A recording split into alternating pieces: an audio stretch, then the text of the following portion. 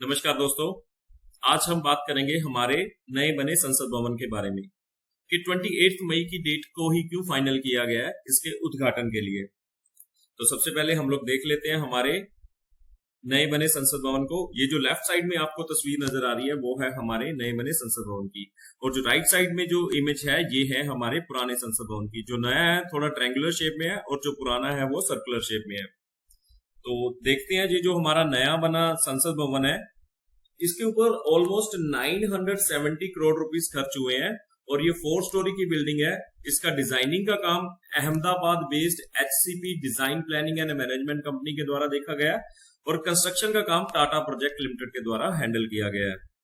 नए बने parliament house में लोकसभा हाउस के लिए 888 सीट्स की कैपेसिटी है, जबकि पुराने वाले के अंदर 543 सीट्स की कैपेसिटी थी।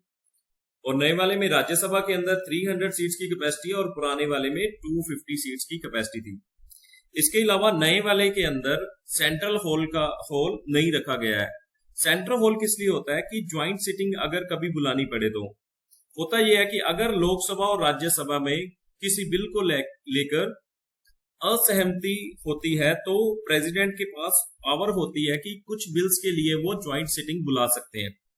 तो अगर ज्वाइंट सिटिंग बुलानी पड़े तो उसके लिए पुराने वाले संसद भवन में सेंट्रल हॉल था, लेकिन उसकी एक कमी थी कि उसके अंदर सिर्फ और सिर्फ 436 पीपल की ही कैपेसिटी थी। उसके अलावा बाकी की सीट्स एक्स्ट्रा ऐड करनी पड़ती थी वहां पे। लेकिन नए वाले के अंदर क्या है, सेंट्रल हॉल बनाया ही नहीं है। उसके अंदर लोकसभा के अंदर ही 1280 मेंबर्स की कैपेसिटी वाला हॉल है। तो ज्वाइंट सिटिंग की अगर कभी जरूरत पड़ी तो उसको सेंट्रल हॉल की जगह पे लोकसभा के अंदर ही बुला लिया जाएगा।